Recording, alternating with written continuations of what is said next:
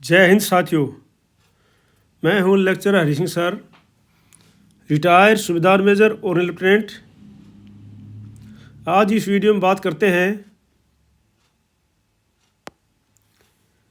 किसी भी ex serviceman को ईसीएस कार्ड से इमरजेंसी में ट्रीट कराने का आसान तरीका लेटर में देखें। लेटर के अंदर बहुत ही आसान तरीका बताया गया है कि भाई अगर किसी को इमरजेंसी हो जाती है तो इस प्रकार से आप तुरंत इस हॉस्पिटल में एडमिट हो जाए और उसके बाद अपना क्लेम कर ले, या जैसे भी है कार्रवाई आगे आपको बताई जाएगी लेटर के अनुसार। दूसरा है एक एडवाइजरी जारी हुई है, पीपीओ चेक करने हेतु एडवाइजरी जारी हुई है, उसका लेटर आपको दिखाएंगे। अगला है कुछ 2006 से पहले के पेंशनर्स को एसीपी का न्याय मिलना शुरू हुआ है।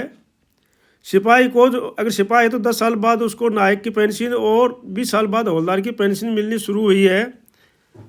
उसके बाद है ऑफिस मेमोरेंडम फॉर एंट्री पे के लिए एक ऑफिस मेमोरेंडम है जो कि बहुत से लोगों को 2006 से पहले के जो थे उनको नहीं मिला था। वो स्पेशल इंस्ट्रक्शन 2008 हैं, वो आर्मी के लिए भी, नेवी के लिए भी, एयरफोर्स के लिए भी। उनमें सिपाही की एंट्री 6460 थी, हवलदार 8560। तो ये अगर नहीं मिला है तो उनको अभी ये लेटर के अनुसार आर्मी एडवोकेट ने डिटेल मांगी है पूरी। ये लेटर मैं आपको उसको समझा दूंगा, पूरे लेटर मैंने इसको यहाँ पर दिखा रखे हैं आपको। तो चलते हैं इस वीडियो में। अगर आप इस वीडियो में पहली बार बन रहे हैं तो सब्सक्राइब कर लीजिए इस चैनल को। आपके पास हर रोज़ कोई ना कोई इन्फॉर्मेशन आती रहेगी। लाइक कर दीजिए और इसको शेयर कर दीजिए ताकि ज़्यादा से ज़्यादा लोगों के पास में इसकी इन्फॉर्मेशन पहुँचती रहे। और इसको चैनल को सब्सक्राइब कर लीजिए। इसमें एजुकेशन से संबंधित भी और आपसे इन्फॉर्मेशन भी, पेंशन से संबंधित भी वीडियो में डालता रहता हूँ। तो इसको सब्सक्राइब कर दीजिए, लाइक कर दीजिए और शेयर कर दीजिए। इसमें चैनल में आपका बहुत बहुत वेलकम है। अभी देखते हैं अगले वीडियो में आगे जा कर के अगले उसमें। तो देखो ये है अभी इमरजेंसी ट्रीटमेंट। जैसे मैंने आपको बताया था, इमरजेंसी ट्रीटमेंट अगर किसी को करना है तो एक्स सर्विसमैन कोई भी है, कंट्रीब्यूटरी हेल्थ स्कीम ECHS के द्वारा in an emergency an ECHS patient can directly report to service hospital. कोई भी इमरजेंसी के अंदर, किसी भी प्रकार की इमरजेंसी के अंदर कोई भी ECHS पेशेंट है वो सर्विस हॉस्पिटल में जा कर के रिपोर्ट कर सकता है। रेफर की कोई ज़रूरत नहीं है उनको। नियरेस्ट पैनल, जो नियरेस्ट में कोई भी पैनल वाले हॉस्पिटल हो उसके अंदर, और नॉन एम्पैनल कोई अगर नॉन एम्पैनल जो है नहीं है उनके लिए भी आप कर सकते हैं। और उसके बाद उनका जो है it is the responsibility of ECHS member. ये ECHS मेंबरों की responsibility to intimate the office incharge of the parents polyclinic within 48 hours. लेकिन आप जहाँ पर एडमिशन हो रहे हैं तो 48 घंटे के अंदर अंदर जो है उनको जो है ECHS के जो पॉलिक्लिनिक है उनके OIC को, ऑफिसर इंचार्ज को इन्फॉर्म कर दें कि भाई मैं इस हॉस्पिटल में एडमिट हो गया हूँ, ये मेरे साथ इमरजेंसी हुई थी और मैं इस इमरजेंसी में इस हॉस्पिटल में एडमिट हो गया हूँ। For an emergency admission settle the hospital expense. और उसमें क्या हॉस्पिटल का जो खर्चा है वो सेटल करने के लिए, एंड सबमिट रिइंबर्समेंट क्लेम, जो क्लेम वो डालने के लिए parent polyclinic with in 30 days के अंदर उसको जो है आप अपना डिस्चार्ज होते हैं उससे 30 दिन के अंदर अंदर आप अपना उस पर हॉस्पिटल का क्लेम जो है, जो आपका खर्चा हुआ है वो आप क्लेम करवा सकते हैं। तो कहने का तात्पर्य है कि ये ECHS के लिए है कि भाई अगर इमरजेंसी में कोई भी रेफर के लिए कोई ECHS में रिपोर्ट करने की ज़रूरत नहीं है। आप किसी भी हॉस्पिटल में एडमिट हो जाइए और कौन कौन सी इमरजेंसी है वो आपको लेटर में आगे बताया जाएगा। हो जाइए और उसमें जा कर के आप अपना डिस्चार्ज होने के बाद में 30 दिन के अंदर अंदर अपना क्लेम कर लीजिए।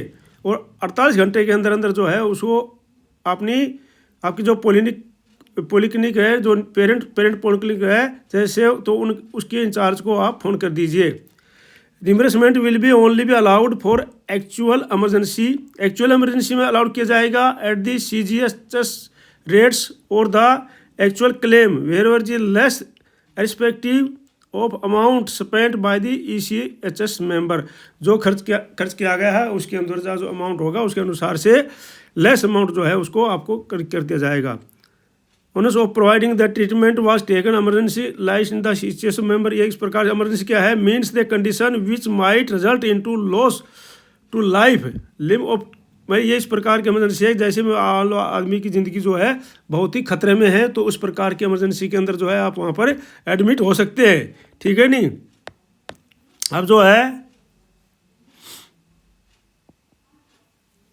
ये जो है एक्यूट कार्डियक की जो बीमारियां हैं इस प्रकार की हैं, माइक्रोडियल इन्फ्रेक्शन, अनस्टेबल अंजीना, ये प्रकार बीमारियां हैं। लेफ्ट वेंट्रिकुलर फेलर, स्राव ऑफ दी जो है कार्डिक फेलर, जो है इस प्रकार की बीमारियां हैं।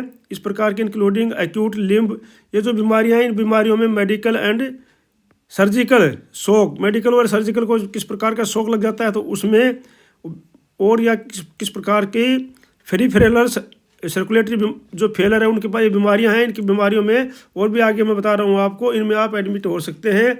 और क्या है, एक्सीडेंट के अंदर इंक्लूडिंग स्ट्रोक को आ गया, किसी भी प्रकार का मान लो हार्ट अटैक या कोई भी है, न्यूरोलॉजिकल स्ट्रोक आ गया, कोई आ गया एकदम से अटैक हो गया, इमरजेंसी इंक्लूडिंग कोमा में चला गया, केरब्रो, ये जितनी भी बीमारियां हैं, जो एक्यूट पैरालिसिस हो गया, एक्यूट विजुअल लॉस हो गया, इन प्रकार की बीमारियों में आप वहां पर जा करके एडमिट हो सकते हैं तुरंत। अपने किसी भी नियर हॉस्पिटल के पास में आपको ECHS में जाने की ज़रूरत नहीं है। Acute respiratory emergency including respiratory failure of the decompensated lung disease हैं, अगर फेल हो गए तो उस प्रकार से आप जा सकते हैं उसमें। एक्यूट इस प्रकार की कोई बीमारियां हैं तो उनमें भी कोई भी सैनिक उसमें जा सकता है, एक्स सर्विसमैन।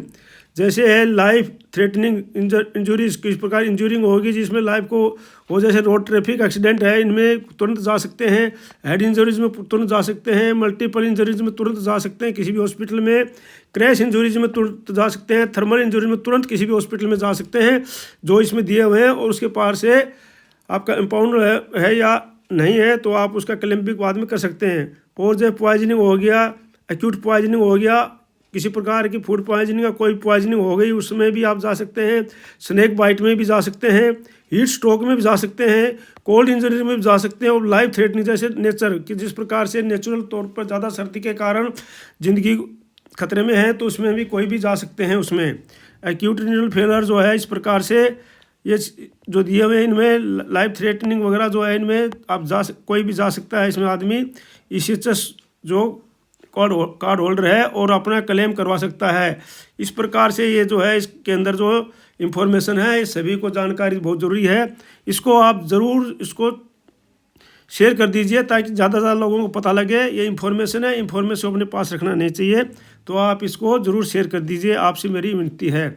आगे चलते हैं। ये देखो ये है अभी आपके लिए कि आज पहले जो है आप लोगों ने जो परेड किया है सिर्फ मनुष्य परेड करते थे, आजकल तो रोबोट भी परेड करने लग गए हैं। बहुत अच्छी परेड है ये, और रोबोट भी परेड कर रहे हैं इसमें। अगला है ये है एडवाइजरी जारी हुई है पेंशन पेमेंट ऑर्डर PPO के लिए। PPO is the most important document after retirement, yes even dearer than the जन्मपत्री। ये जन्मपत्री से भी प्रिय डॉक्यूमेंट है ये हमारा, तो इसको लिए please check through each column and row carefully. इसको हर एक कॉलम और रो को जो है आपने केयरफुली से इसको चेक करना है। इसके बारे में एडवाइजरी जारी हुई है। पर्सनल डिटेल्स हैं इसमें, देखो क्या क्या जारी करना है। पर्सनल डिटेल्स को जारी करना है, इसमें स्पेलिंग चेक करना है correct of self and spouse की, जो खुद की भी और NO के जो नेक्स्ट ऑफ किन है जो डाला हुआ है उसकी भी, जैसे मान ली वाइफ है जो भी है तो उसका भी स्पेलिंग, नाम की स्पेलिंग चेक करनी है विद द डॉक्यूमेंट के आधार पर। आधार कार्ड से मिलनी चाहिए, पैन कार्ड से मिलनी चाहिए, ECHS कार्ड में मिलनी चाहिए, CSD कार्ड में मिलनी चाहिए, बैंक के अकाउंट में मिलना चाहिए और पासपोर्ट में मिलना चाहिए। ये सारी चीज़ें जो है ड्राइविंग लाइसेंस में मिलनी चाहिए। ये सारी चीज़ें आपको एक मिलनी चाहिए, इसके आधार से आपने PPO को भी चेक करना है। दूसरा है आर्मी नंबर चेक करना है, रैंक चेक करना है, नेम चेक करना है, बिल्कुल सारे करेक्ट होने चाहिए। डेट ऑफ बर्थ चेक करनी है, एनरोलमेंट चेक करना है, कब आपने प्रमोशन हुआ है वो चेक करना है, कब आप भर्ती हुए हैं या कमीशन लिया है उस समय चेक करना है। कमेंसमेंट ऑफ पेंशन चेक करनी है, कब से आप पेंशन आए हैं वो डेट चेक करनी है। Qualifying service in veterans of the years, qualifying service करना है ईयर्स में, मंथ में और डेज में, इंक्लूडिंग प्री कमीशन सर्विस, यहाँ तक कि जो प्री कमीशन सर्विस है उसके पहले की भी, ई फाइनी जैसे ऑफिसर है और कोई कमीशन ले लेता है और उससे पहले जो है प्री उसके पहले की भी चेक करनी है। उसके बाद टाइप ऑफ पेंशन चेक करनी है, सर्विस डिसेबिलिटी कौन सी पेंशन है, सर्विस पेंशन है, डिसेबिलिटी पेंशन है, वार इंजरी पेंशन है, फैमिली पेंशन है, LFP फैमिली, SF फैमिली जो पेंशन है, ये डिपेंडेंट हैं ये, वो ये सब चेक करना है। ग्रेजुटी चेक करनी है, ECHS कंट्रीब्यूशन है वो चेक करना है। Amount and date of absolute commission commutation की डेट चेक करनी है कि कब तक ये कटेगा। It should be variance in the date of retirement से उसे चेक करना है। डिटेल ऑफ स्पाउस की डिटेल चेक करनी है। Name and date of birth check करनी है स्पाउस की with the Aadhaar card, PAN card, और in case only age and year of birth, age और ईयर बर्थ भी चेक करनी है। ये एडवाइजरी जारी है, इसमें आप लोगों ने पक्का चेक करना है। मेंशन्ड अप्रोच रिकॉर्ड ऑफिस के अनुसार MP5 rate of family pension check करना है, चाहे LFP हो चाहे SF स्पेशल फैमिली पेंशन हो, ऑर्डनरी फैमिली पेंशन हो, जो भी है वो है, इनको चेक करना है। इंक्लूडिंग द इन्हांस रेट को भी चेक करना है। डेट ऑफ चिल्ड्रन डिपेंडेंट जो भी हैं वो सब चेक करने हैं। उसके बाद इन केस ऑफ हैंडीकैप चाइल्ड अगर कोई है, विडो है, डाइवर्स है, अनमैरिड है, डॉटर्स नेम है, should be endured in PPO, सब PPO के अंदर होना चाहिए लिखे हुए। Details of bank account number, ensure it is a joint account with the spouse, joint account होना चाहिए स्पाउस के साथ में बिल्कुल। और कोरिजिनम PPO भी आप जो है इसको चेक कर सकते हैं। कोरिजिनम PPO में भी चाहे कोरिजिनम PPO है चाहे कुछ भी है, सभी में आपने चेक करना है। Original PPO is also an equally important document, जो ओरिजिनल रेशियो है ये कोरिजिनम PPO भी उसी प्रकार से डॉक्यूमेंट है।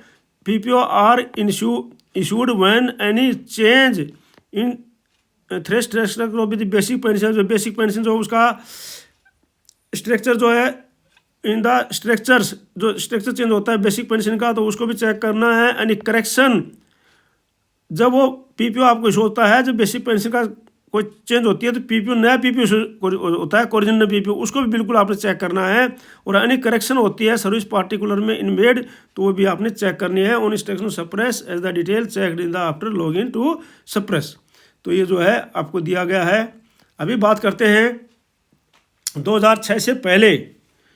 2006 से पहले पेंशनर को जो है न्याय मिलना तो शुरू हो गया है, लेकिन अभी जो है पूरा न्याय नहीं मिलना है। पूरा न्याय सभी मिलेगा तब सभी जो है जागरूक होंगे।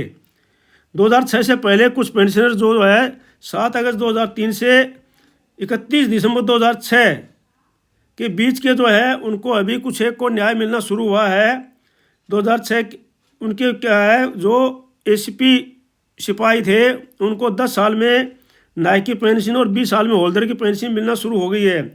लेकिन पूरा न्याय तो तभी होगा जबकि उनसे भी पहले वालों को मिलेगी, तभी पूरा न्याय होगा। पेंशनर्स ने जो है अपनी कार्रवाई शुरू कर दी और 2006 से पहले जो नायक थे उनको ACP मिलना जो है शुरू हो गई है और उनके अनुसार उनको एरियर भी मिला है। तो इस प्रकार से सभी अपने जागरूक होकर के उस प्रकार से कोई हैं तो अपना ACP के लिए अपना कार्रवाई करें। उसके लिए जहाँ तक के इंस्ट्रक्शन क्या क्या हैं, इंस्ट्रक्शन वही हैं कि जब भाई आप उस प्रमोशन के लिए एलिजिबल थे और आपने जो है अनबिलिंग नहीं किया है, चाहे आपने कैडर के लिए अनबिलिंग किया हो लेकिन प्रमोशन के लिए अनबिलिंग नहीं किया है। कैडर के लिए अनबिलिंग करना अलग चीज़ है, प्रमोशन के लिए अनबिलिंग करना अलग चीज़ है। तो इस प्रकार से उस स्थिति में आप जो है अपने रिकॉर्ड्स को और इसको ACP ग्राम में या PCDA को जो भी आप लेटर लिख करके आप कार्रवाई कर सकते हैं। तो इस प्रकार से जो है ये सही न्याय तो तभी मिलेगा जब 2006 से पहले को भी MACP मिलेगी। तो ये है। अभी दूसरा है ऑफिस मेमोरेंडम में इशू हुआ है। ये जो है आप देख रहे हैं ministry of defence, department of ministry affairs, सेना भवन, न्यू दिल्ली, डेटेड 25 मार्च 2021 को। सब्जेक्ट है entry pay of direct recruits in defence service appointed on और after 1/1/2006 and pay fixation in case of person other than such direct recruits. तो जो direct recruits जो भर्ती हुए थे 1/1/2006 से या उसके बाद में, तो उनके लिए जो है ये डायरेक्ट एंट्री पे है, उनको नहीं मिली थी, कोई उसमें बचे हुए हैं, तो उनके लिए आर्मी हेडक्वार्टर ने जो दूसरा लेटर भी मैं आपको दिखाऊंगा, तो उसके अनुसार से उन्होंने डिटेल मांगी है। अगर आप में भी कोई इस प्रकार का है जो कि उनको एंट्री पे नहीं मिली हो, तो बल्कि जो है वो 2006 से पहले के में भी इनको मिलना चाहिए। तो ये था undersigned is directed to invite attention to special army instruction 2008 ये जो है डायरेक्शन दिए भाई मांगे गए हैं, अटेंशन ध्यान दिया गया है। ये लेटर के अनुसार कि मांगा गया था कि 2008 में इंस्ट्रक्शन जो है special instruction, special navy instruction 2008, special air force instruction 2008, इसके अनुसार जो है enclose here with the ministry of finance, department of expenditure, OM number ये है, नंबर है इसका, डेटेड ये है, आर टू से that the provision content there in the said letter will maintain the applicable to the defence service in respect of the following trade, जो trade उसमें दिए गए हैं, ranks where and elements of direct recruitment existent, जो direct recruitment होते हैं उनके लिए, provide all the condition and stipulation laid down there in the strictly fulfilled. ये है देखो अभी सर्विस है ये, ट्रेड और रैंक, ये इंडियन आर्मी में जो है एजुकेशन इंस्ट्रक्टर होते हैं, स्पोर्ट्समैन डायरेक्ट होते हैं, सिपाही से भी होते हैं, नायक से भी होते हैं, सर्वेयर होते हैं, ऑटोमेटेड होते हैं और कार्टोग्राफर होते हैं। रैंक है इनका हौलदार।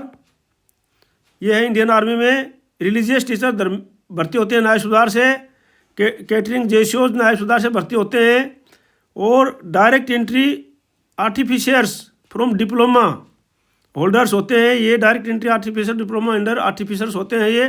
तो ये जो है इसमें भर्ती हुए हैं, ये आर्मी में नेवी के अंदर आते हैं, स्पोर्ट्समैन, एक्टिंग PT ऑफिसर होते हैं, और इंडियन एयरफोर्स में होते हैं एजुकेशन इंस्ट्रक्टर, और ऑल सर्विसेज में होते हैं, ऑल ट्रेड वाले होते हैं, सिपाही होते हैं भर्ती। तो इन सभी के लिए जो इंस्ट्रक्शन है ये इंस्ट्रक्शन आप आराम से पढ़ भी सकते हैं। तो all instruction has been given to succeeding para the air force educated instructor is the only trade where the recruitment rules provide for the direct recruitment in the rank of sergeant, hence direct entry pay would be admissible only to sergeants of the education instructor trade as an illustration. CO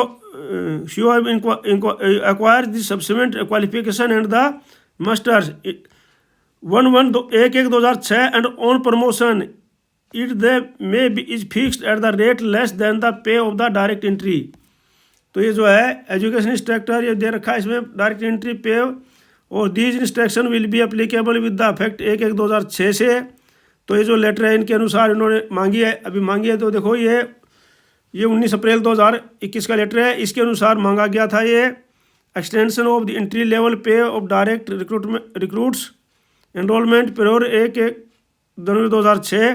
तो इसमें सिपाही के लिए जो रखा था direct entry 6460, अगर किसी की उससे पहले वालों की मान लो, या जो भी उस समय से पहले भर्ती था और उस समय 1/1/2006 को सिपाही था, तो उस समय उसका इतना एडजस्टमेंट नहीं है, तो अपना एडजस्टमेंट करवा सकता है। इसी प्रकार से हवलदार का ये है, अगर इसमें उनका इतना एडजस्टमेंट नहीं है तो इसमें एडजस्टमेंट करवा सकता है। इसके लिए नायब सूबेदार के लिए 9300 का ग्रेड है।